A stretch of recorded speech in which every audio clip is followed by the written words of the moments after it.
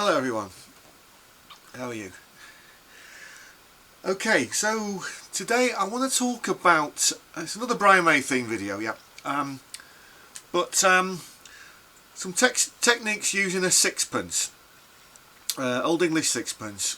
As you might be aware, Brian May has been using these for picks pretty much all of his career.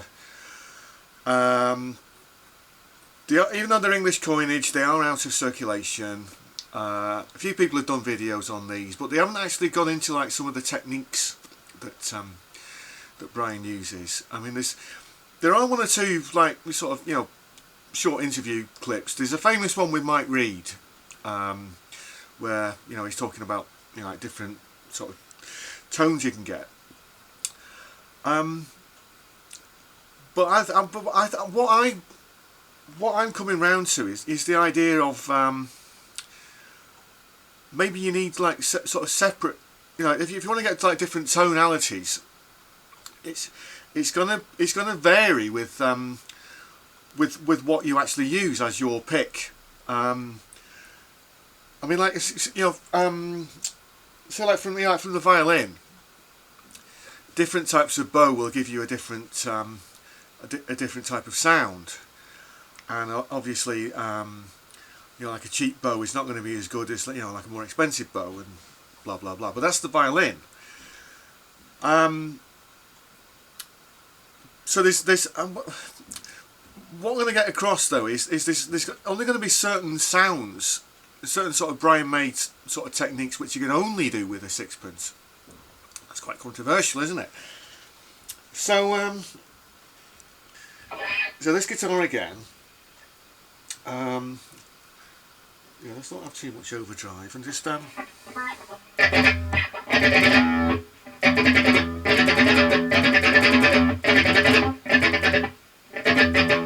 what am I doing here? Well, like holding the coin like this, like you would a pick, but palm muting, and I'm using the serrated edge on the coin. Don't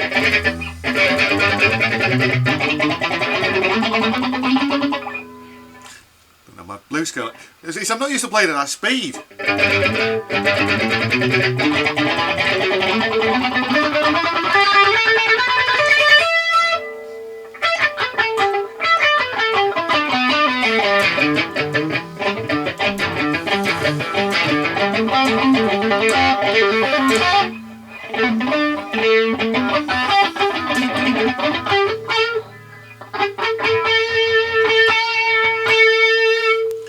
So it's that sound. You know, when you actually drop, say, you know, say when you're out, and you've accidentally you've dropped some change on like the sidewalk or you know, wherever, and it you know, makes that chingy sound. Or maybe like on a desk, you know, like you've taken a coin and you spun it, you know, see how long it would last, and then it wobbles, and then it lands, and it still makes that sort of like metallic sound. That's pretty much what we're trying to get into the strings. So in that sense, you can only really do it with a coin. Now whether there's a way of like optimizing, like, you know, like the sound, sorry, not the sound, the size, whether the size and the sound are linked. I mean, that's a sixpence. Currently in circulation is an English fivepence. Now it's very tiny, this, so you may struggle to hold them. I'm not sure how that compares with a dime, but I can get some similar-ish sounds with a fivepence. But I'm struggling.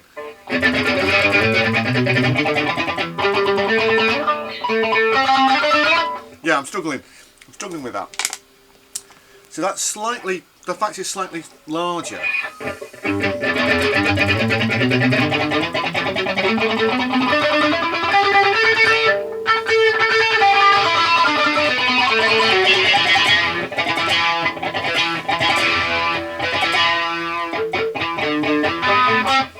then when you just actually just drop into use it like a normal plectrum,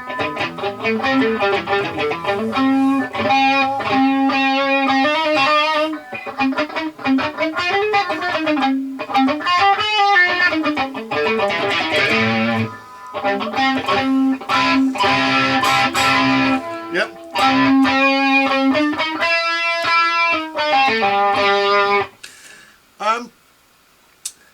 So I've also recently, I'm not sure of the name of them, I've started using these picks. I've been using Jazz 3s for a while, but I'm not sure that's really what I'm after.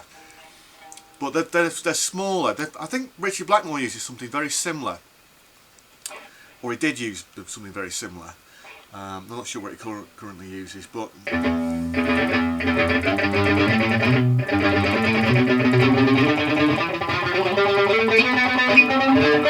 for alternate picking, those are great because you can get a lot of speed.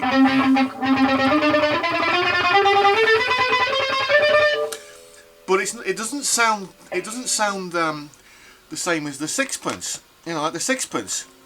You get that spluttery though sound, don't you?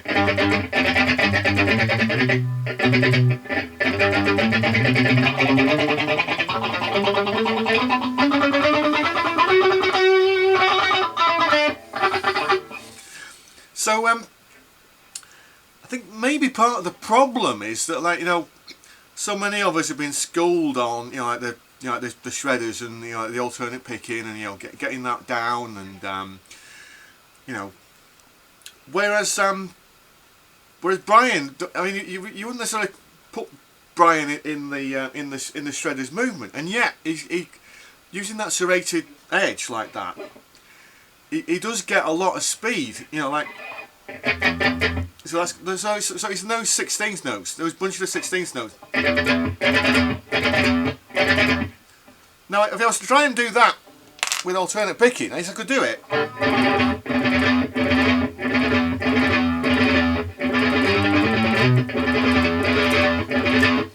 But the articulation's not quite as good as it is with this. Yeah, you see what I mean? And then, of course, you know, like things like,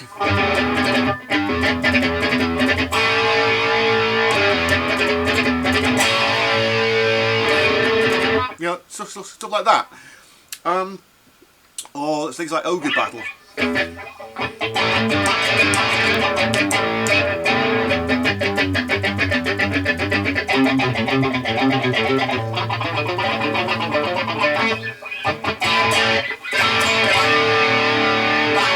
And it takes a bit of getting used to, because there's a bit more weight to it than a regular pick, and with a 5p as well, 5 pence. I mean, this is, you know,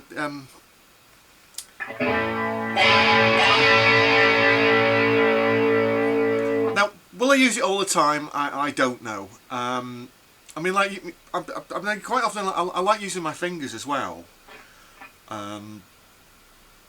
Yeah.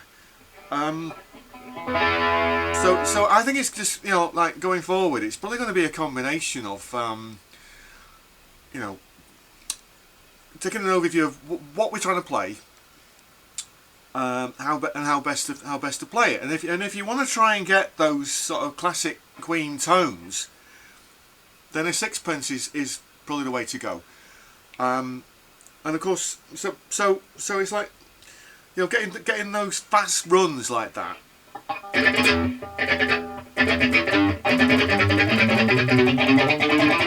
You know, like that. You know, then that's the side of it, and then of course, when you're doing like sort of regular sort of pick slanting and things, then.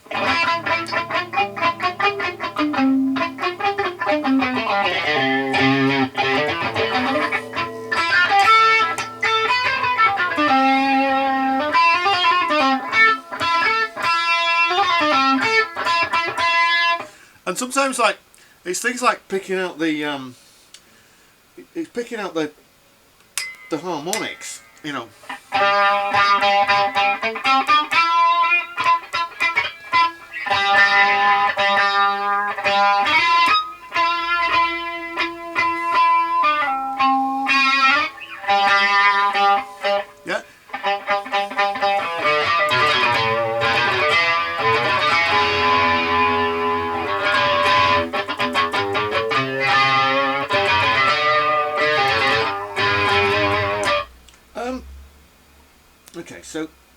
go back to where we were.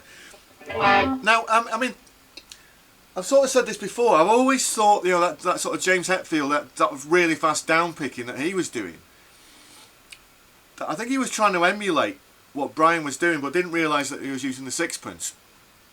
So that's not to say that if you are using like a regular plectrum that you can't sort of develop your own sort of techniques with that. No, I'm not saying that at all. But what I'm saying is that there are some distinct advantages. You know.